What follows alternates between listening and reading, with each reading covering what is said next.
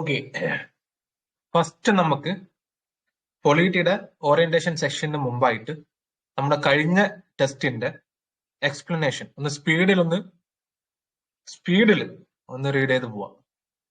Okay, ഒന്ന് രണ്ട് ക്വസ്റ്റ്യന്റെ answer കീയിലും വ്യത്യാസമുണ്ട്, ഞാൻ പറഞ്ഞുതരാം. ഓക്കെ, സോ ഞാനൊരു മെസ്സേജ് ഇടട്ടെ, എന്നിട്ട് നമുക്ക് സ്റ്റാർട്ട് ചെയ്യാം.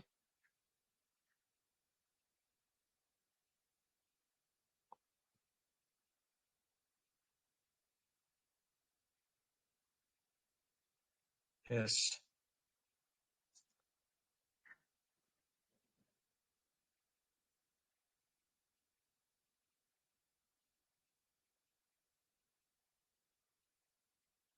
സോ ഒന്നാമത്തെ ക്വസ്റ്റ്യന്റെ ഉത്തരം പറഞ്ഞേ.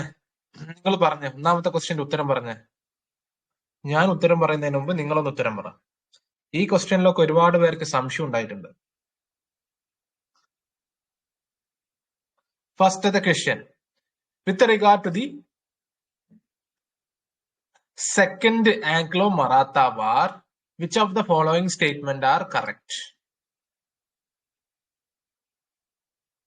It was fought between the British East India Company and the United Confederacy of Maratha chiefs, Peshwas, Gaikwads, Holkar, Scindias and Bhonsle.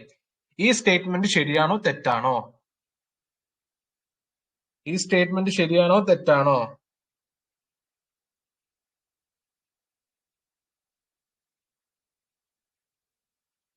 പറയൂ, നിങ്ങൾ ഉത്തരം പറയൂ. ഈ സ്റ്റേറ്റ്മെന്റ് തെറ്റാണോ ശരിയാണോ? റെഗുലർ ആയിട്ട് ക്ലാസ് കാണുന്നവരാണെങ്കിൽ ഞാൻ പറയുന്നത് കേൾക്കുന്നുണ്ടല്ലോ, PDF കാണുന്നുണ്ടല്ലോ. ആരും എന്താ റെസ്പോണ്ട് ചെയ്യാത്തത്?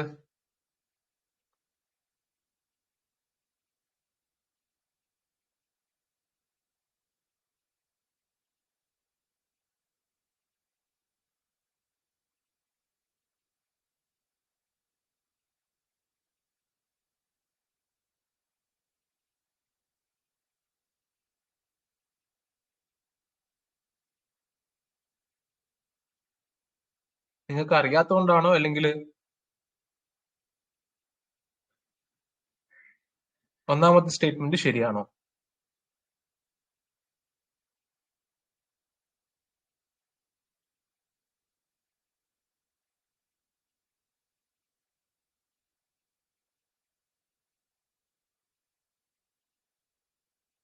സി, ഫസ്റ്റ് ഓഫ് ഓൾ നമ്മള് പഠിക്കുന്നത് മാത്രമല്ല, അല്ലെങ്കിൽ പഠിച്ചൊരു കാര്യം അല്ലെ, ഈ ക്വസ്റ്റ്യൻ പഠിക്കാത്ത ഒരു വ്യക്തിക്ക് ഇറ്റ് ഈസ് വെരി ഡിഫിക്കൽട്ട്. നിങ്ങൾ ആരോട് വേണമെങ്കിലും ചോദിച്ചു നോക്കൂ, ഡിഫിക്കൽട്ട് ക്വസ്റ്റ്യൻ ആണ്. പഠിച്ചാൽ മാത്രം പോരാ, പഠിക്കുന്ന ഒരു കാര്യം എങ്ങനെ ക്വസ്റ്റ്യൻ വന്നു കഴിഞ്ഞാൽ നമുക്കത് ഓക്കെ നോട്ട് കറക്റ്റ് ഒരാൾ പറഞ്ഞിട്ടുണ്ട്. Only one student responded. Planning അല്ലെ, പ്ലാനിങ് ചെയ്യുന്നതിൽ ഒരു കാര്യമില്ല, ആരും KS ഓഫീസേഴ്സ് ആവില്ല. ഈ പ്ലാനിങ് ചെയ്തിട്ട് എക്സിക്യൂഷൻ ചെയ്യുന്നവർ മാത്രമേ KS ഉദ്യോഗസ്ഥരാവുള്ളൂ കേട്ടോ. ഫസ്റ്റ് അത് മനസ്സിലാക്കുക.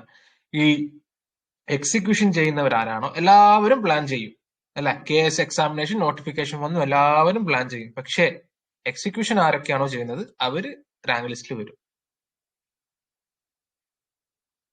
ഈ സ്റ്റേറ്റ്മെന്റ് അല്ലെങ്കിൽ ഈ ഒരു ക്വസ്റ്റ്യൻ നിങ്ങൾ പുറത്തുനിന്നുള്ള ഒരാളോട് ചോദിച്ചു നോക്കൂ, എങ്ങനെയാണ് അല്ലെ. ഇറ്റ് ഈസ് വെരി ഡിഫിക്കൽട്ട്, ഇല്ലാന്ന് പറയാൻ പറ്റില്ല. പക്ഷേ നമ്മുടെ ക്ലാസ്സിൽ നമ്മൾ വളരെ ഭംഗിയായി പറഞ്ഞിട്ടുണ്ടായിരുന്നു, 5 മറാത്ത അല്ലെ, 5 കോൺഫെഡറസി കൂടിയിട്ടാണ് മറാത്ത എംപയർ ഉണ്ടാവുന്നത്.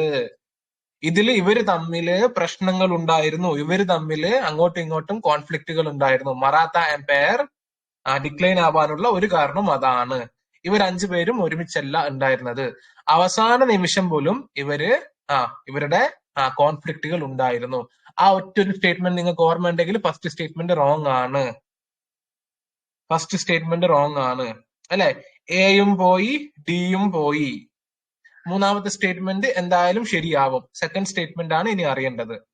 ഞാൻ പറഞ്ഞിട്ടുണ്ട് ട്രീറ്റീസ് ബാറ്റിൽസിന്റെ കാര്യങ്ങളൊക്കെ ഓർത്തിരിക്കണം. സെക്കൻഡ് സ്റ്റേറ്റ്മെന്റ് ശരിയാണ് അല്ലെ. ഈ അല്ലെ, ഹോൾക്കേഴ്സുമായിട്ട് ട്രീറ്റി ഓഫ് രാജ്പുത്ത് സൈൻ ചെയ്യുന്നു അല്ലെ. കറക്റ്റ് ആയിട്ട് ക്ലാസ് കണ്ടവർക്ക് കറക്റ്റ് ആയിട്ട് മനസ്സിലാവും. സെക്കൻഡ് സ്റ്റേറ്റ്മെന്റ് ശരിയാണ്. B is the answer. First B ആണ് ഉത്തരം. ഓക്കെ, എഗൈൻ ഞാൻ പറയാണ്, ക്ലാസ് കണ്ട് പ്രോപ്പറായി റിവിഷൻ ചെയ്യുക.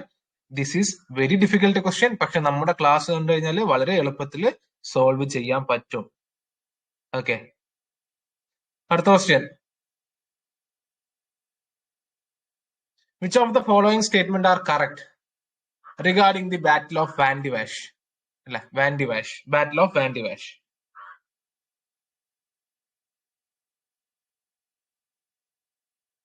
യെസ്, സ്റ്റാർട്ട് ആയിട്ടുണ്ട്.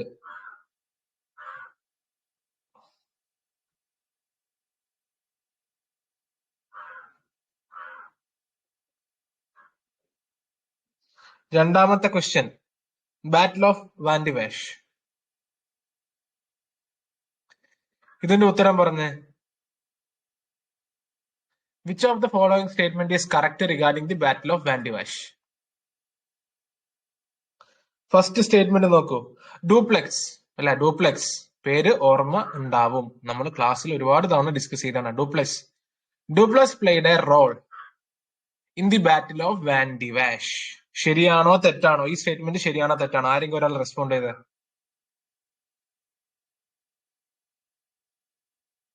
ആ സ്റ്റേറ്റ്മെന്റ് അറിയില്ലെങ്കിൽ അവിടെ കേട്ടെ.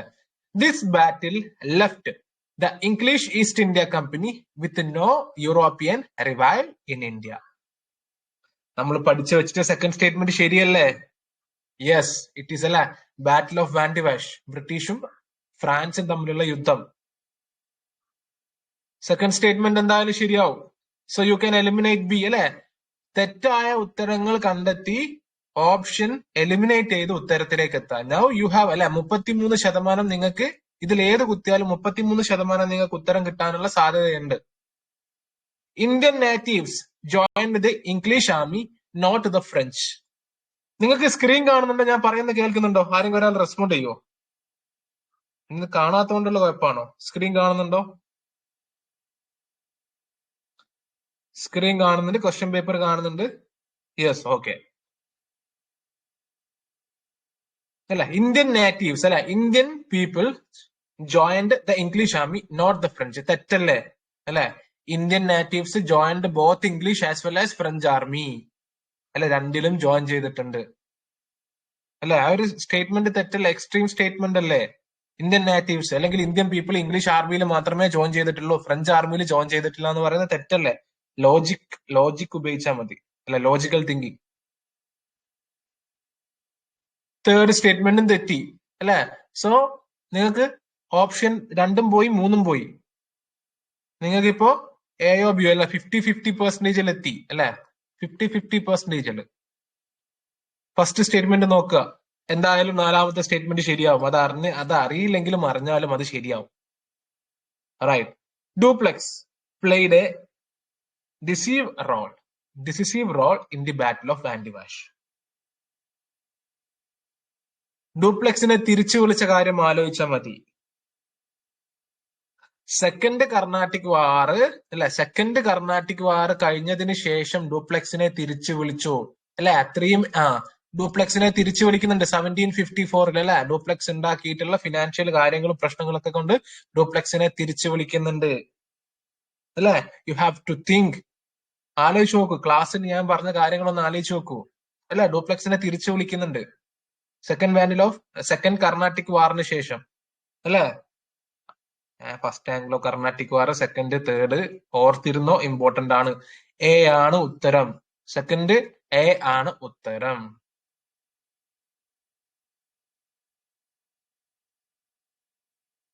അല്ലെ.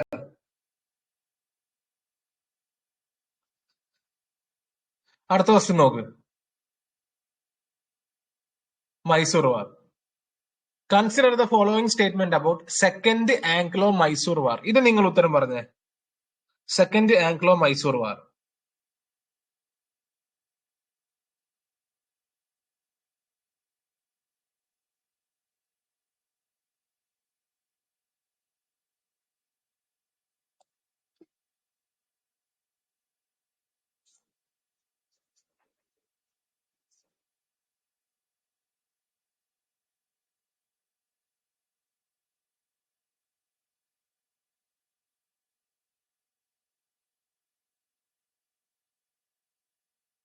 1 and 2.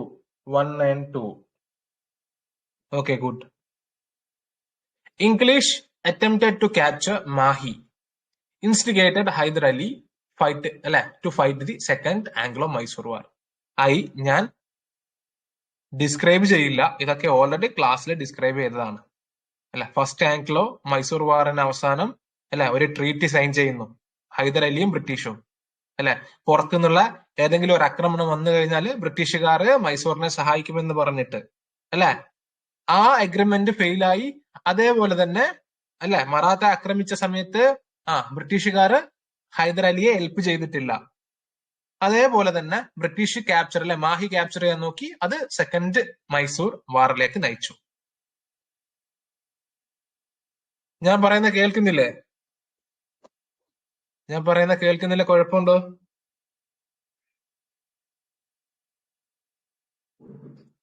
ഒഡിബിൾ അല്ലേ? ഞാൻ പറയുന്ന കേൾക്കുന്നില്ലേ? യെസ്, കേൾക്കുന്നുണ്ട്. ഓക്കെ, കേൾക്കാം. യെസ് അല്ലെ.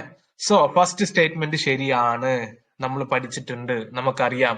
So you can eliminate C അല്ലെ. Hyder Ali had forged an anti-English alliance at the beginning of the war. ഇതൊന്നും നമ്മൾ പഠിച്ച അവിടെ കേട്ടെ, അത് നമുക്ക് അറിയില്ല. ഓക്കെ, നമ്മൾ അറിഞ്ഞില്ല. Hyder was able to successfully defeat English at the Porto Novo. ഈ സ്റ്റേറ്റ്മെന്റ് ശരിയാണോ? തേർഡ് സ്റ്റേറ്റ്മെന്റ് ശരിയാണോ? ഹൈദർ അലി സക്സസ്ഫുള്ളി ബ്രിട്ടീഷേഴ്സിനെ ഡിഫീറ്റ് ചെയ്യാൻ സാധിക്കുന്നുണ്ടോ ഇല്ലയോ?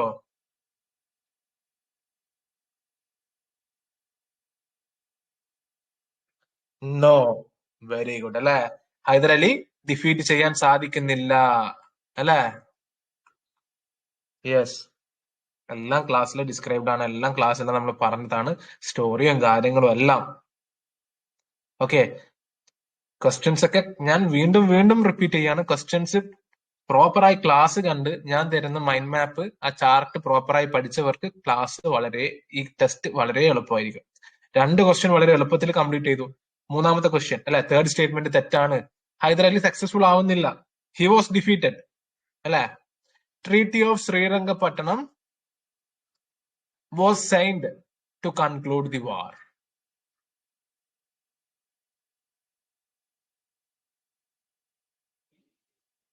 ശരിയാണോ?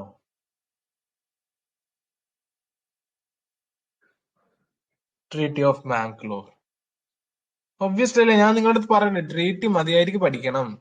4th സ്റ്റേറ്റ്മെന്റ് തെറ്റാണ് അല്ലെ. ട്രീറ്റീസ് 4th സ്റ്റേറ്റ്മെന്റ് തെറ്റി.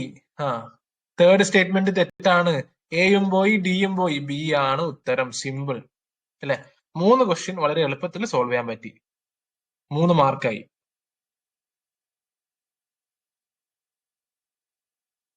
സെക്കൻഡ് സ്റ്റേറ്റ്മെന്റ് നിങ്ങൾക്ക് അറിയില്ലെങ്കിലും ഉത്തരത്തിലേക്ക് നിങ്ങൾക്ക് എത്താൻ പറ്റും അല്ലെ. നിങ്ങളുടെ ഓപ്ഷൻ എലിമിനേറ്റ് ചെയ്ത് നിങ്ങൾക്ക് ഉത്തരത്തിലേക്ക് എത്താൻ പറ്റും. ഇവിടെയാണ് ലോജിക്കൽ തിങ്കിങ്ങും സ്മാർട്ട് തിങ്കിങ്ങും അല്ലെ. നമുക്ക് അറിയാത്ത സ്റ്റേറ്റ്മെന്റിലേക്ക് നമുക്ക് എങ്ങനെ എത്തിപ്പെടാം? നമ്മുടെ ലിമിറ്റഡ് ആയിട്ടുള്ള നോളജ് യൂസ് ചെയ്തിട്ട്, നമ്മുടെ ലിമിറ്റഡ് ആയിട്ടുള്ള ലോജിക്കൽ തിങ്കിങ് യൂസ് ചെയ്തിട്ട് നമുക്ക് എങ്ങനെ ഉത്തരത്തിലേക്ക് എത്താം? അവിടെയാണ് സക്സസ്. അടുത്ത 4-ാമത്തെ ക്വസ്റ്റ്യൻ. ഈ ക്വസ്റ്റ്യൻ കുറച്ച് കടുപ്പാണ്, ഇല്ല എന്ന് പറയുന്നില്ല. In the context of Portuguese role consider the following events. ഇത് ടഫ് ആവാനുള്ള മെയിൻ റീസൺ, സോറി ഒരു മിനിറ്റ്,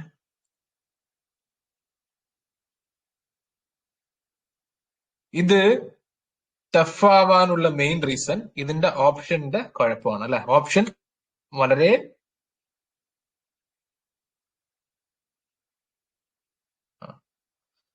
നല്ല ഡിഫിക്കൽട്ട് ആണ് ചോദിച്ചത്, അതാണ് ഇത് ഡിഫിക്കൽട്ട് ആവാനുള്ള റീസൺ അല്ലെ. So Portuguese rule in India, consider the following events. Establishment of the first Portuguese factory at Calicut, accession of land of Bassein, abolition of Sati, introduction of blue water policy. At least ഇതെങ്കിലും നിങ്ങൾക്ക് അറിയായിരിക്കും. acquisition of Goa from the ruler of Bijapur. ഇതും നിങ്ങൾക്ക് അറിയായിരിക്കും. How many of the following events had taken during the place of the tenure of the governor Alfonso the Alburgi?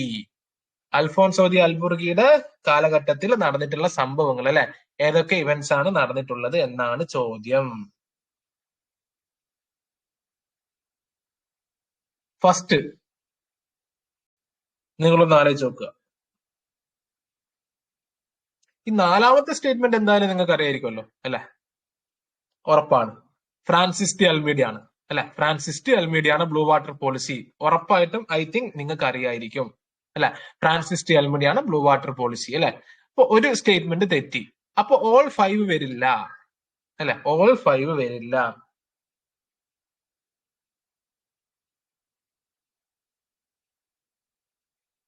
അല്ലെ? Then statement നോക്കുക, ഇവിടെ തെറ്റാൻ സാധ്യതയുള്ള ഏതൊക്കെ സ്റ്റേറ്റ്മെന്റ് ആണെന്ന് നോക്കുക അല്ലെ? അൽഫോൺസോ ഡി അൽബുർഗി, നമ്മൾ പഠിച്ച കാര്യങ്ങൾ ആലോചിക്കുക. അൽഫോൺസോ ഡി അൽബുർഗി അല്ലെ? ഫ്രാൻസിസ് ടി അൽമീഡ, 1, 2 ഏതാ അല്ലെ? ആരാണ് ഫസ്റ്റ് വന്നത്? ആരാണ് രണ്ടാമത് വന്നത് അല്ലെ? Acquisition of Goa from the ruler അല്ലെ? Sultan of Bijapur. ഈ സ്റ്റേറ്റ്മെന്റ് ശരിയല്ലേ അല്ലെ? ഈ സ്റ്റേറ്റ്മെന്റ് ശരിയല്ലേ? Acquisition of Goa from the Sultan of Bijapur.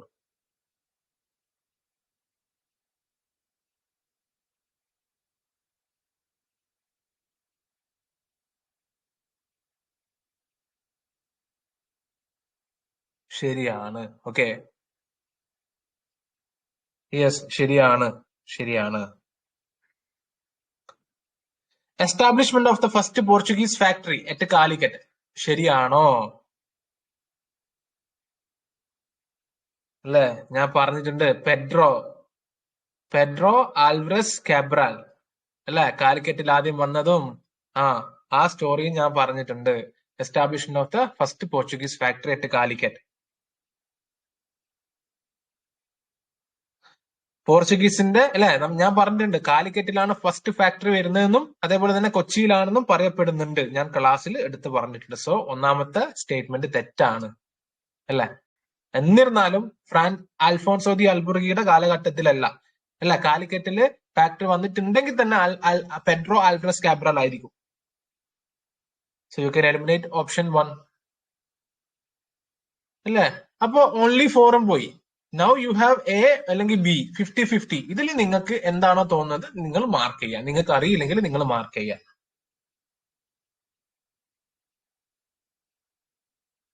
അല്ലെ? ആൻസർ ഈസ് ബി ആണ് കേട്ടോ. ബാക്കി ഉത്തരങ്ങളെല്ലാം ശരിയാണ്. റൈറ്റ്. അടുത്ത ക്വസ്റ്റ്യൻ നോക്കൂ. അഞ്ചാമത്തെ question. With reference to 1857 revolt, which of the following statement causes the failure of revolt? അഞ്ചാമത്തെ സ്റ്റേറ്റ്മെന്റ് വളരെ എളുപ്പമാണ്. ഓക്കെ, ഇതില് ആൻസർ കീയിൽ ഞാൻ കൊടുത്തിട്ടുള്ളത് സി ആണ് ഉത്തരം, അല്ല ഡി ആണ് ഉത്തരം കേട്ടോ. ഡി ആണ് ഉത്തരം. എന്റെ അടുത്ത് ഏതോ ഒരു സ്റ്റുഡന്റ് ചോദിച്ചിട്ടുണ്ടായിരുന്നു, ഡി ആണ് ഉത്തരം വരിക. Poor arms and equipment, the revolt was uncoordinated and poorly organized. Lack of clear understanding of colonial rule, the revolt was localized and not country-centered. ഇതെല്ലാം നമ്മൾ ഡിസ്കസ് ചെയ്തതാണ് അല്ലെ? റിവോൾട്ട് ഫെയിലിയർ ചെയ്യാനുള്ള റീസൺസ് എന്തൊക്കെയാണെന്ന് നമ്മൾ ഡിസ്കസ് ചെയ്തതാണ്. So D is the answer. ഇനി ഈ ക്ലാസ് റെക്കോർഡിങ്സ് യൂട്യൂബിൽ നിന്ന് കാണുന്നവരാണെങ്കിൽ ഇതിന്റെ ഈ ക്വസ്റ്റ്യൻ പേപ്പറിന്റെ PDF വേണമെങ്കിൽ ടെലിഗ്രാം ചാനലിൽ ജോയിൻ ചെയ്താൽ കിട്ടും. Okay, KS Prep with Mian എന്നുള്ള ടെലിഗ്രാം ചാനലിൽ ജോയിൻ ചെയ്താൽ നിങ്ങൾക്ക് PDF കിട്ടും. അടുത്ത ക്വസ്റ്റ്യൻ നോക്കൂ. Consider the following statement regarding the relation between Sindh and the British. സിന്ധും ബ്രിട്ടീഷും അല്ലെ? സിന്ധും ബ്രിട്ടീഷും നമ്മൾ ഡിസ്കസ് ചെയ്താണ് അല്ലെ? സിന്ധും ബ്രിട്ടീഷും. Annexation of Sindh. Annexation of Sindh was done during the regime അല്ലെ? tenure of Governor General William Bentinck. ശരിയാണോ? അറിയില്ല, പോട്ടെ. The Treaty of Eternal Friendship അല്ലെ? Treaty of Eternal Friendship നമ്മുടെ ക്ലാസ്സിൽ നമ്മൾ ഡിസ്കസ് ചെയ്തതാണ്. Allowed free passage to the English traders through Sindh അല്ലെ? Through Sindh. ശരിയാണോ അല്ലെ? ട്രീറ്റി ഓഫ് എറ്റേണൽ ഫ്രണ്ട്ഷിപ്പിൽ മെയിൻ ആയിട്ട് പറയുന്നത് എന്തൊക്കെയായിരുന്നു അല്ലെ? ആ വേറെ ഒരു യൂറോപ്യൻ ഫോഴ്സിനെയും അല്ലെ, പ്രത്യേകിച്ച് ഫ്രാൻസിനെ ഇങ്ങോട്ടേക്ക് കൊണ്ടുവരാൻ പാടില്ല അല്ലെ? സിന്ധ്, അതിന്റെ സ്റ്റോറി മുഴുവൻ നമ്മൾ പഠിച്ചാണ് അല്ലെ? സിന്ധ് ഒരു buffer state, Afghan. Sindh was annexed by the British under the doctrine of lapse. ശരിയാണോ? തെറ്റല്ലേ അല്ലെ? തെറ്റല്ലേ? സിമ്പിൾ അല്ലേ? This annexed not under the doctrine of lapse അല്ലെ. സബ്സിഡറി അലയൻസ് ഒക്കെ സൈൻ ചെയ്തിട്ടാണ് അല്ലെ. സബ്സിഡറി അലയൻസ് സൈൻ ചെയ്തതിനു ശേഷമാണ് അമീർ സോപ്പ് സിന്ധ് ബ്രിട്ടന്റെ കീഴിൽ വരുന്നത്. ഓർക്കുക, ഓർത്തിരിക്കുക. ഓക്കെ, നിങ്ങൾക്ക് എവിടെ മിസ്റ്റേക്ക് പറ്റുന്നതെന്ന് നിങ്ങൾ ഓർക്കുക. ഓർക്കാൻ പറ്റുന്നില്ല അല്ലെങ്കിൽ റിമെമ്പർ ചെയ്യാൻ പറ്റുന്നില്ല. എന്തുകൊണ്ട് റിമെമ്പർ ചെയ്യാൻ പറ്റുന്നില്ല അല്ലെ? ഡോക്ട്രിൻ ഓഫ് ലാപ്സ്, സബ്സിഡറി അലയൻസിന് പകരം ഡോക്ട്രിൻ ഓഫ് ലാപ്സ് വന്നു. Charles Napier was the first governor of Sindh after the annexation of Britain. ശരിയാണ് അല്ലെ? ഫോർത്ത് സ്റ്റേറ്റ്മെന്റ് ശരിയാണ്. ബാക്കി എല്ലാ സ്റ്റേറ്റ്മെന്റും തെറ്റാണ്.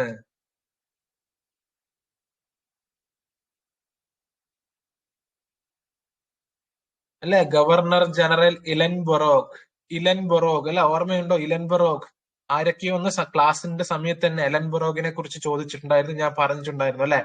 ലോർഡ് എലൻബൊറോഗ്. ഫസ്റ്റ് സ്റ്റേറ്റ്മെന്റ് തെറ്റാണ്. വില്യം ബെന്റിക് അല്ല, ഫസ്റ്റ് സ്റ്റേറ്റ്മെന്റ് തെറ്റാണ് അല്ലെ? സെക്കൻഡ് സ്റ്റേറ്റ്മെന്റ് തെറ്റാണ്. ട്രീറ്റി ഓഫ് എറ്റേണൽ ഫ്രണ്ട്ഷിപ്പ് അല്ലെ?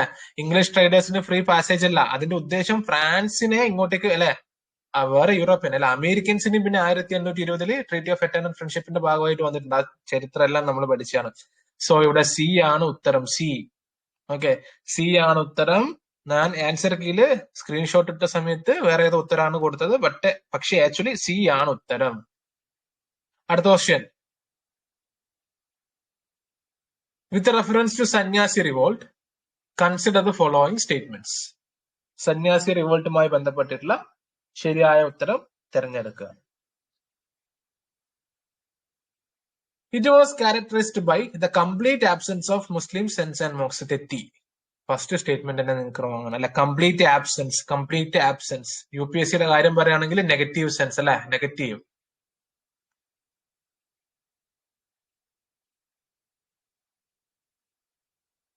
The novel Devi Chowdhury, written by Bankim Chandra Chattopadhyay, is based on this rebellion. ശരിയാണ് അല്ലെ? Bengal famine of 18th century was one of the reasons. ശരിയാണ്. B ആണ് ഉത്തരം.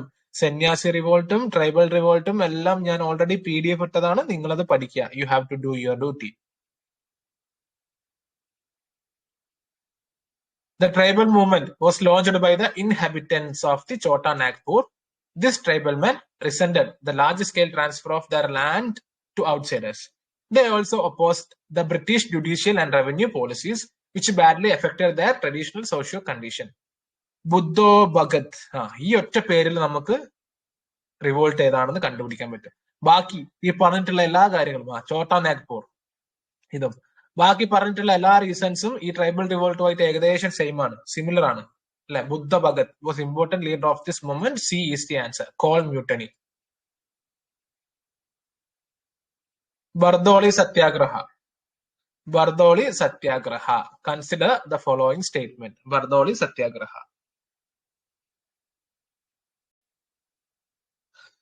It was protest against the increase of land revenue by 30%. ശരിയാണ്.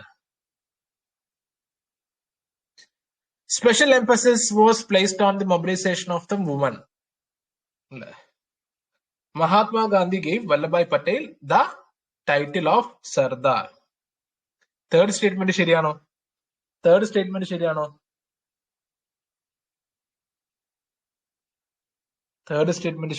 The Mahatma Gandhi gave Vallabhbhai Patel the title of Sardar. ശരിയാണോ?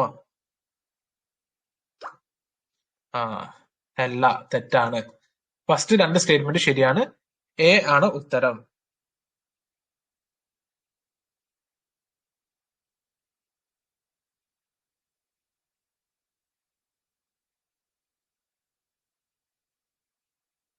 In the context of modern history of India, which of the following principles, techniques are associated with the Arya Samaj movement? Arya Samajമായി related ആയിട്ടുള്ള question ആണ്.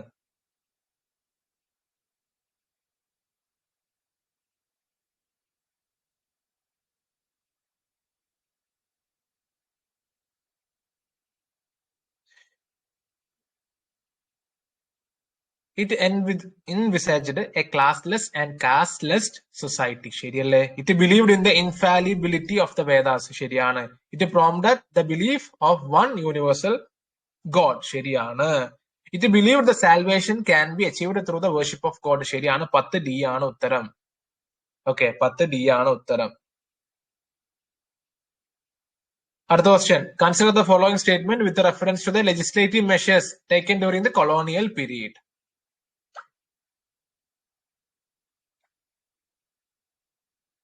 Ilbert Bill proposed to prohibit Indian judges from trying the British offenders in criminal cases. Okay. Tribal revoltum, peasant revoltum, explanation ഒന്നും ഞാൻ explain ചെയ്യില്ല കേട്ടോ. അതൊക്കെ already PDF തന്നതാണ്. നിങ്ങളോട് റീഡ് ചെയ്യാൻ ഞാൻ പറഞ്ഞിട്ടുണ്ടായിരുന്നു. അതിന് സമയവും തന്നിട്ടുണ്ടായിരുന്നു. അത് നിങ്ങൾ റീഡ് ചെയ്യുക, പഠിക്കുക. Okay. Ilbert Bill proposed to prohibit Indian judges from trying the British offenders in criminal case. ശരിയാണോ? ഫസ്റ്റ് സ്റ്റേറ്റ്മെന്റ് ശരിയാണോ? സിമ്പിൾ ആണ്. ഇൽബർട്ട് ബിൽ കോൺട്രവേഴ്സിയുടെ ബേസിക് ആയിട്ടുള്ള കാര്യം അറിയുന്നവർക്ക് ഫസ്റ്റ് സ്റ്റേറ്റ്മെന്റ് തെറ്റാണെന്ന് അറിയാം അല്ലെ? നോ, തെറ്റാണ് അല്ലെ? ഫസ്റ്റ് സ്റ്റേറ്റ്മെന്റ് തെറ്റാണ്. So you can eliminate this. The inland emigration act disallowed the workers to leave tea gardens without permission. അറിയില്ല, നമുക്ക് അറിയില്ല. തേർഡ് സ്റ്റേറ്റ്മെന്റ് വായിക്കാം.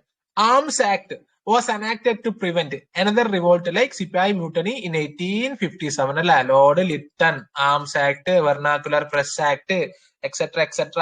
തേർഡ് സ്റ്റേറ്റ്മെന്റ് ശരിയാണ്, നമ്മൾ പഠിച്ചിട്ടുണ്ട്. So B is the answer അല്ലെ? നമുക്കൊരു സ്റ്റേറ്റ്മെന്റ് അറിയില്ലെങ്കിലും ഉത്തരത്തിലേക്ക് എത്താൻ പറ്റുന്നുണ്ട്. ഈ ഒരു ടെസ്റ്റിന് എത്ര മാർക്ക് വാങ്ങിക്കാൻ പറ്റും എന്നുള്ള കാര്യം ഞാൻ ലാസ്റ്റ് പറയാം. ഓക്കെ, നല്ല രീതിയിൽ പഠിക്കുന്ന ഒരു കുട്ടിക്ക് എത്ര മാർക്ക് വാങ്ങിക്കണം, നിങ്ങൾ എത്ര മാർക്കിന് താഴെയാണെങ്കിൽ എത്രത്തോളം നിങ്ങൾ ബെറ്റർ ആക്കണം എന്ന് ഞാൻ കറക്റ്റ് പറഞ്ഞുതരാം. In the context of Indian national movement, Hitabadi, Sanjibani, Bengali were. Direct question. Newspaper that published against the Bengal partition to exert pressure on government. Direct question ആണ്. ഡയറക്റ്റ് ക്വസ്റ്റ്യൻ അല്ല. ഹിതബാദി അല്ല, ബംഗാളി, സഞ്ജീവനി. മോഡറേറ്റുകൾ, എക്സ്ട്രീമിസ്റ്റുകൾ അല്ലെ, ആ ഒരു കാറ്റഗറിയിൽ വരുന്നതാണ്. Which among the following could be the probable reason for the failure of moderates to widen their democratic base and scope of their demand? മോഡറേറ്റുകളെ കുറിച്ചും എക്സ്ട്രീമിസ്റ്റുകളെ കുറിച്ചും നമ്മൾ വളരെ ഡീപ്പായി ഒരു ക്ലാസ്സിൽ അല്ല, മെയിൻസിന്റെ പെർസ്പെക്റ്റീവിൽ തന്നെ നമ്മൾ ഡിസ്കസ് ചെയ്തിട്ടുണ്ടായിരുന്നു.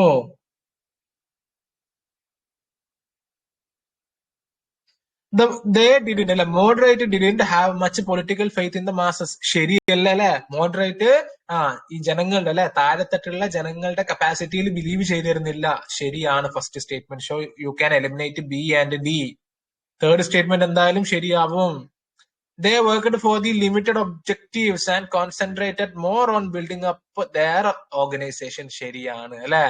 മോഡറേറ്റുകളുടെ മീറ്റ് അല്ലെ, എത്രത്തോളം ലോയേഴ്സ് ഉണ്ടായിരുന്നു, എത്രത്തോളം അപ്പർ ആൻഡ് മിഡിൽ ക്ലാസ് എത്രത്തോളം ഉണ്ടായിരുന്നു ഒക്കെ നമ്മൾ ഡിസ്കസ് ചെയ്യാണ്. സി ആണ് ഉത്തരം. അടുത്ത ക്വസ്റ്റ്യൻ നോക്കൂ. Which of the following were the original programs adopted by the non cooperation movement in 1920? Question mark. 1920.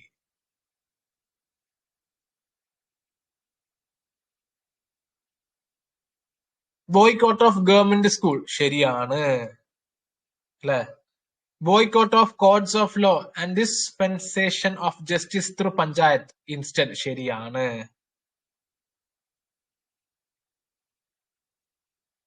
Boycott of legislative council. ശരിയാണ്. Resignation from government services അല്ലെ? ശരിയാണ്.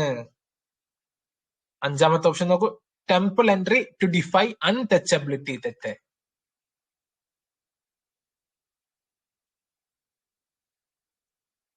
തെറ്റാണ് കേട്ടോ. ആൻഡ് സിക്സ്ത് സ്റ്റേറ്റ്മെന്റ് ശരിയാണ്. സി ആണ് ഉത്തരം. ഓക്കെ. നോൺ കോപ്പറേഷൻ മൂവ്മെന്റുമായി ബന്ധപ്പെട്ട് നിങ്ങളോട് ഞാൻ പറഞ്ഞിട്ടുണ്ടായിരുന്നു. നോൺ കോപ്പറേഷൻ മൂവ്മെന്റ് UPSC അടിക്കുക, ഗൂഗിളിൽ പോകുക, ഏതെങ്കിലും ഒരു IAS ഇൻസ്റ്റിറ്റ്യൂട്ടിന്റെ ഒരു ആർട്ടിക്കിൾ റീഡ് ചെയ്യണമെന്ന് ഞാൻ പറഞ്ഞിട്ടുണ്ടായിരുന്നു. അത് ചെയ്തവർക്ക് ഇതിന് ഉത്തരം കിട്ടും. Who among the following was the Viceroy of India when the World War II begins? ആരാണ്? സിമ്പിൾ ലോർഡ് ലിൻലിത്ഗോ അല്ലെ? Who among the following was the Viceroy of India during the period of World War II? With the reference to the reorganization of military in India post 1857 revolt, consider the following statement.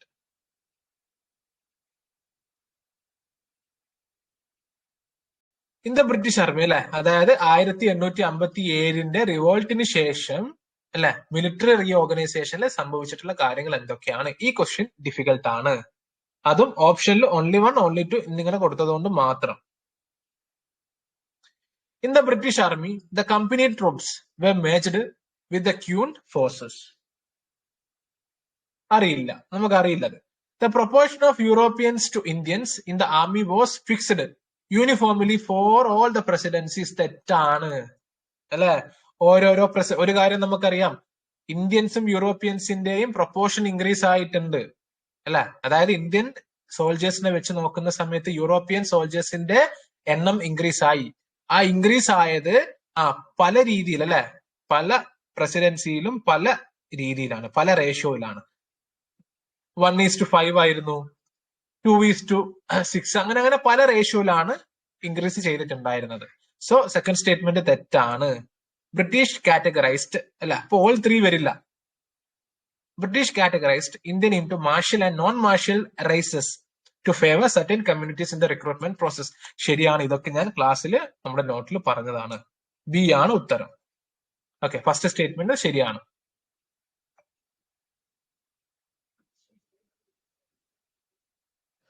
The famous Curzon Kitchener controversy is associated with which of the following? Simple ആണ്, direct question ആണ്. Ending the dual government അല്ല, dual control of military affairs അല്ലെ, controversy, direct question. Which one of the following were the important items of export from British India during the later half of the 18th century? അല്ലെ, 18th century. Later half എന്നൊക്കെ പറയുമ്പോൾ 1860 1870 ആ കാലഘട്ടത്തിൽ. ഇതും നമ്മൾ പറഞ്ഞിട്ടുണ്ടായിരുന്നു അല്ല, കറക്റ്റ് ആയിട്ട് ആ PDF ഞാൻ പറഞ്ഞിട്ടുണ്ട്. ഓപ്പിയം ശരിയാണ്, ഇൻഡിഗോ ശരിയാണ്, ഷുഗർ ശരിയാണ്, ജൂട്ടും ശരിയാണ്. ഡി ആണ് ഉത്തരം. ആൻഡ് മഹൽവാരി സിസ്റ്റം ഒക്കെ നമ്മൾ പ്രോപ്പർ ആയിട്ട് ഡിസ്കസ് ചെയ്തതാണ്. മഹൽവാരി, അതേപോലെ തന്നെ പെർമനന്റ് സെറ്റിൽമെന്റ്, റൈറ്റ് വാരി സെറ്റിൽമെന്റ് എല്ലാം നമ്മൾ ഡിസ്കസ് ചെയ്തതാണ്. ഫസ്റ്റ് സ്റ്റേറ്റ്മെന്റ് എന്താണ്? It was a land revenue system devised by Hector Munro in 1822. First statement. The local zamindar were responsible for the collection of that. The revenue demand was to be revised periodically. Yes, ശരിയാണ് അല്ലെ, ശരിയാണ്. Answer is 19A കേട്ടോ. First statement തെറ്റാണ്. ഇതൊക്കെ നമ്മൾ discuss ചെയ്തതാണ്. അവസാനത്തെ question ആണ്, which of the following statements regarding the subsidiary alliance system is correct? Subsidiary അലയൻസുമായി ബന്ധപ്പെട്ടിട്ടുള്ള ക്വസ്റ്റ്യൻ ആണ്. Nizam of Hyderabad was the first to enter into the subsidiary alliance system. ശരിയാണ് അല്ലെ, ഡയറക്റ്റ് ക്വസ്റ്റ്യൻ ശരിയാണ്. Subsidiary alliance system was a strategic measure to counter the threat of Napoleonic invention. ശരിയാണ്, ശരിയല്ലേ. നമ്മള് നെപ്പോളിയന്റെ റോളും കാര്യങ്ങളും അല്ലെ, നെപ്പോളിയൻ ഈജിപ്തും സിറിയൊക്കെ പിടിച്ചിങ്ങോട്ടേക്ക് വരുന്ന കാര്യങ്ങളൊക്കെ അല്ലെ, ബഫർ സ്റ്റേറ്റ് അല്ലെ. Under this agreement, Indian rulers were not allowed to have their independent armed forces. ശരിയല്ലേ, സബ്സിഡറി അലയൻസ് അല്ലെ. ഈ ബ്രിട്ടീഷുകാരുടെ ഒരു സോൾജേഴ്സ് അല്ലെ, ബ്രിട്ടീഷുകാരുടെ ആർമി അവിടെ ഉണ്ടാവും അല്ലെ. സബ്സിഡറി അലയൻസ് ഒക്കെ നമ്മൾ ഡിസ്കസ് ചെയ്താണ്. ഡി ആണ് ഉത്തരം. ആൻഡ് ഈ ഒരു ടെസ്റ്റില് ഓക്കെ 20 മാർക്കില് if you are scoring 12 okay 12 mark score ചെയ്യുന്നുണ്ടെങ്കിൽ നിങ്ങൾ കറക്റ്റ് ആയിട്ടുള്ള ട്രാക്കിലാണ്. 12+. ഓക്കെ, അത് സ്കോർ ചെയ്യാനുള്ള ഒരു ക്വസ്റ്റ്യൻ പേപ്പർ തന്നെയായിരുന്നു. എല്ലാ ക്വസ്റ്റ്യൻസും നമ്മൾ ഡിസ്കസ് ചെയ്ത ക്വസ്റ്റ്യൻസ് ആണ്. ഓക്കെ, ട്രൈബൽ റിവോൾട്ടിന്റെ കാര്യത്തിലൊക്കെ ആയിരിക്കും ഡിഫിക്കൽട്ട് ഉണ്ടാവുക, എന്നാലും അത് ലീവ് ചെയ്താലും നിങ്ങൾക്ക് 12+ മാർക്സ് ഈസി ആയിട്ട് അടിച്ചെടുക്കാൻ പറ്റും. ഞാനിപ്പോ കാര്യങ്ങൾ പറയുന്ന സമയത്ത് നിങ്ങൾക്ക് കുറച്ചുകൂടി എളുപ്പമായി തോന്നുന്നുണ്ടാവും, എക്സാമിന് അങ്ങനെയല്ലെങ്കിലും അല്ലെ. ഒരു കാര്യം, ഒന്നുകിലും നിങ്ങൾ പ്രോപ്പർ ആയിട്ട് ക്ലാസ്സുകൾ കാണുന്നില്ല, ചുമ്മാ PDF എടുത്ത് വെച്ച് PDF റീഡ് ചെയ്ത് സ്പെക്ട്രം റീഡ് ചെയ്ത് ചുമ്മാ നിങ്ങൾ അങ്ങനെ ചെയ്യുന്നുണ്ടാവും. പ്രോപ്പർ ആയിട്ടുള്ള ഗൈഡൻസ് നിങ്ങൾക്ക് കിട്ടുന്നില്ല. ക്ലാസ്സിൽ ഞാൻ കറക്റ്റ് ആയിട്ട് പറയുന്നുണ്ട് എന്ത് പഠിക്കണം എന്ത് പഠിക്കണ്ട എന്നുള്ളത്. രണ്ടാമത്തെ പ്രോബ്ലം നിങ്ങൾ റിവിഷൻ ചെയ്യുന്നുണ്ടാവില്ല. ക്ലാസ്സുകൾ കാണുന്നുണ്ടാവും, പക്ഷെ റിവിഷൻ ചെയ്യുന്നില്ല. ഈ ട്രീറ്റീസും പേരുകളൊക്കെ എവിടെയൊക്കെ കേട്ട പോലെ ഉണ്ട്, പക്ഷെ ഓർമ്മ കിട്ടുന്നില്ല. അത് റിവിഷന്റെ പ്രശ്നമാണ്. You have to revise. മൂന്നാമത്തേത് അറിഞ്ഞുകൊണ്ട് തെറ്റിക്കുക. പെർപ്പസ്ഫുൾ അറിഞ്ഞുകൊണ്ട് തെറ്റിക്കുക എന്ന് വെച്ച് കഴിഞ്ഞാൽ മിസ്റ്റേക്ക് കൊണ്ട്, ഓക്കെ, സില്ലി മിസ്റ്റേക്സ് കൊണ്ട് തെറ്റിക്കുക. സില്ലി മിസ്റ്റേക്ക് കൊണ്ട് തെറ്റിക്കുക. ഓക്കെ, ഇത് എനിക്ക് അറിയാം പക്ഷെ എന്റെ അടുത്ത് തെറ്റിപ്പോയി, ഇത് ഞാൻ പഠിച്ചതാണ് പക്ഷെ തെറ്റിപ്പോയി. ഇങ്ങനെയുള്ളവർ പേടിക്കേണ്ട കാര്യമില്ല. ഇവഞ്ച്വലി നിങ്ങൾ ടെസ്റ്റ് സീരീസ് പ്രാക്ടീസ് ചെയ്യുന്ന സമയത്ത് ആ സില്ലി മിസ്റ്റേക്സ് കുറഞ്ഞു വന്നോളും. ഈ രണ്ടുപേരും you have to work really hard. ഞാൻ പറഞ്ഞു, ഇത് KS എക്സാമിനേഷൻ ആണ്, ഡെപ്യൂട്ടി കളക്ടറിന്റെ എക്സാമിനേഷൻ ആണ്. നിങ്ങൾ ഹാർഡ് വർക്ക് ചെയ്തേ പറ്റൂ. ഓക്കെ, അല്ലാതെ സിമ്പിള് ഈ പറഞ്ഞ പോലെ സിമ്പിള് ഷോർട്ട് കട്ട് എന്നുള്ള പരിപാടി ഇല്ല. ക്ലാസ് കാണാണ്ട് PDF മാത്രം കണ്ട് PDF-ലുള്ള ഇല്ലാത്ത ഒരുപാട് കാര്യങ്ങൾ ക്ലാസ്സിൽ പറയുന്നുണ്ട്. കണ്ടവർക്ക് അതിന് ഗുണമുണ്ടാവും, ഇല്ലാത്തവർക്ക് ഉണ്ടാവില്ല. ഓക്കെ, പെയ്ഡ് ആയിട്ടുള്ള മാനറിൽ തന്നെയാണ് ക്ലാസ്സസ് എടുത്തു പോകുന്നത്. ഓക്കെ, വളരെ കുറച്ച് പേര് മാത്രമേ ലൈവ് ക്ലാസ്സിൽ ഉത്തരങ്ങൾ പറയുന്നുള്ളൂ. പലർക്കും ഉത്തരം എനിക്കറിയില്ല. മേ ബി ചിലപ്പോൾ ടൈപ്പ് ചെയ്യാൻ മടിയുള്ളത് കൊണ്ട് ടൈപ്പ് ചെയ്യാത്തതായിരിക്കും, അങ്ങനെയാണ് ഞാൻ വിചാരിക്കുന്നത്. എന്നിരുന്നാലും 12 മാർക്കൊക്കെ വളരെ എളുപ്പത്തിൽ സ്കോർ ചെയ്യാൻ പറ്റും. ഇനി 20-ൽ 10 മാർക്ക് നിങ്ങൾ സ്കോർ ചെയ്താലും യെസ്, നിങ്ങളും റൈറ്റ് ട്രാക്കിൽ തന്നെയാണ്. Okay, 50% above. നിങ്ങളും പ്രോപ്പർ ആയിട്ട് നല്ല രീതിയിൽ തന്നെയാണ് നിങ്ങളുടെ പ്രിപ്പറേഷൻ മുമ്പോട്ട് പോകുന്നത്. ഇനി 20-ന് താഴെയാണ് നിങ്ങളുടെ mark. Okay, it's between 8 to 10. You have to revise. നിങ്ങൾ റിവിഷൻ ചെയ്തേ പറ്റൂ. നിങ്ങൾ ഇനിയും റിവിഷൻ ചെയ്യണം. നിങ്ങളുടെ മാർക്ക് 6 മാർക്കിന് താഴെ ആണെങ്കിൽ നിങ്ങൾ ഔട്ട് ഓഫ് ദ റേസ് ആണ്. ഇപ്പം ഈ രീതിയിൽ ഹാർഡ് വർക്ക് ചെയ്താൽ മാത്രമേ നിങ്ങൾക്ക് സക്സസ് ആവുള്ളൂ. എക്സാമിനേഷൻ എന്ന് പറഞ്ഞാൽ ചുമ്മാ പഠിച്ച് ബുക്ക് വായിച്ച് പോവലല്ല. ആൻസർ എങ്ങനെ ആ പഠിച്ചു വെച്ചിട്ട് നമ്മുടെ ലിമിറ്റഡ് ആയിട്ടുള്ള നോളജ് വെച്ചിട്ട് നമുക്ക് എങ്ങനെ ആൻസറിൽ എത്താൻ പറ്റുന്നു, അവിടെയാണ് കാര്യം. അത് എത്താൻ പറ്റുന്നില്ലെങ്കിൽ എത്ര പഠിച്ചാലും കാര്യമില്ല, നിങ്ങൾ എത്ര റിസർച്ച് എടുത്താലും കാര്യമില്ല. അതുകൊണ്ടാണ് അല്ലെ നല്ലതുപോലെ പഠിച്ചിട്ടും റാങ്ക് ലിസ്റ്റിൽ വരാത്തതിന്റെ റീസൺ അതാണ്. കറക്റ്റ് പ്രോപ്പർ ആയിട്ട് കാര്യങ്ങൾ പഠിച്ച് മുമ്പോട്ട് പോവാം.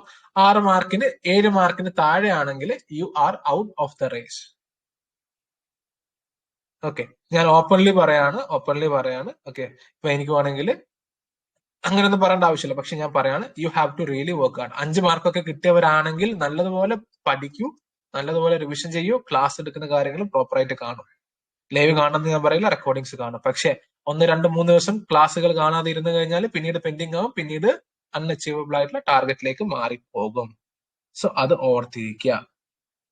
ഓക്കെ, സോ ഇന്നത്തെ ഫസ്റ്റ് കാര്യം ഞാൻ കംപ്ലീറ്റ് ചെയ്തിട്ടുണ്ട്. ഓക്കെ, കറക്റ്റ് ആയിട്ട് നിങ്ങൾക്ക് എത്ര മാർക്ക് കിട്ടണം എന്നൊക്കെയുള്ള കാര്യം ഞാൻ പ്രോപ്പർ ആയിട്ട് പറഞ്ഞിട്ടുണ്ട്. 20-ൽ 12 മാർക്ക് നിങ്ങൾക്ക് ഷുവർ ആയിട്ട് ഈ ഒരു ക്വസ്റ്റ്യൻ പേപ്പറിൽ നിങ്ങൾക്ക് അടിച്ചെടുക്കാൻ പറ്റും. ഓക്കെ, സംശയം ഉണ്ടെങ്കിൽ നോക്കിയാൽ മതി. ഒന്നാമത്തെ ക്വസ്റ്റ്യനും രണ്ടാമത്തെ ക്വസ്റ്റ്യനും ഒക്കെ വളരെ എളുപ്പത്തിൽ. ഓക്കെ, ആരോ എന്റെ അടുത്ത് ചോദിച്ചിട്ടുണ്ടായിരുന്നു ഫസ്റ്റ് ക്വസ്റ്റ്യനിലെ സ്റ്റേറ്റ്മെന്റ്. ഓക്കെ, എനിക്ക് ആ സമയത്ത് നല്ല ദേഷ്യം വന്നിട്ടുണ്ടായിരുന്നു. ഓക്കെ, ഫസ്റ്റ് ക്വസ്റ്റ്യനിലെ ഫസ്റ്റ് സ്റ്റേറ്റ്മെന്റ് എന്തുകൊണ്ട് തെറ്റിയെന്ന് എന്റെ അടുത്ത് ഒരു കുട്ടി ചോദിച്ചിട്ടുണ്ടായിരുന്നു. ഓക്കെ, ആ സമയത്ത് ഞാൻ റിപ്ലൈ കൊടുത്തിട്ടില്ല. They don't deserve replies. മതിയായിരിക്കും ക്ലാസ്സുകൾ കണ്ട് മതിയായിരിക്കും PDF റീഡ് ചെയ്യുന്ന ഒരാളെ എന്റെ അടുത്ത് ആ ക്വസ്റ്റ്യൻ ചോദിക്കൂല. എന്തുകൊണ്ട് ഫസ്റ്റ് ക്വസ്റ്റ്യനിലെ ഫസ്റ്റ് സ്റ്റേറ്റ്മെന്റ് തെറ്റി? വളരെ ഭംഗിയായി കഥ പോലെ ഞാൻ പറഞ്ഞാണ് അല്ലെ. ഈ മറാത്താസ് തമ്മിൽ തന്നെ കോൺഫ്ലിക്റ്റുകൾ ഉണ്ടായിരുന്നു അല്ലെ. ഇതിൽ ഒരു സെക്ട് എന്ത് ചെയ്യുന്നു, ന്യൂട്രൽ ആയി മാറി നിൽക്കുന്നു. മറ്റൊരാൾ പാർട്ടിസിപ്പേറ്റ് ചെയ്യുന്നില്ല അല്ലെ. ഹോൾക്കേഴ്സ് പാർട്ടിസിപ്പേറ്റ് ചെയ്യുന്നില്ല ഈ ഒരു യുദ്ധത്തിൽ ബ്രിട്ടീഷുകാർക്കെതിരെ. ഇവർ തമ്മിലുള്ള കോൺഫ്ലിക്റ്റുകൾ കാര്യങ്ങളൊക്കെ നമ്മൾ ക്ലാസ്സിൽ പ്രോപ്പറായി ഡിസ്കസ് ചെയ്തതാണ്. ആ ഒറ്റ സ്റ്റേറ്റ്മെന്റ് അറിഞ്ഞിട്ടുണ്ടെങ്കിൽ നിങ്ങൾക്ക് ഇതിന്റെ ഉത്തരം കിട്ടി. സോ ഇങ്ങനെയുള്ള എന്താ പറഞ്ഞാല് ക്ലാസ്സുകൾ കാണാതെയും PDF റീഡ് ചെയ്യാതെയും ഇതേപോലുള്ള ക്വസ്റ്റ്യൻസ് ഈ പറഞ്ഞ പോലെ ചോദിച്ചു കഴിഞ്ഞാൽ ഞാൻ റിപ്ലൈ തരില്ല. ഓക്കെ,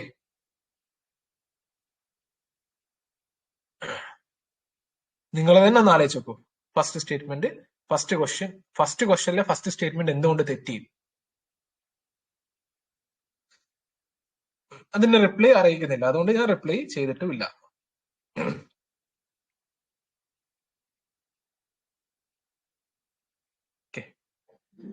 പിന്നീട് ഞാൻ പറഞ്ഞു ആൻസർ കീയിൽ വ്യത്യാസമുണ്ട്. 5ാമത്തെ ഉത്തരം D ആണ്. അപ്പൊ നിങ്ങളുടെ മാർക്ക് വ്യത്യാസം ഉണ്ടാവും. ജസ്റ്റ് ഒന്ന് നോക്കുക.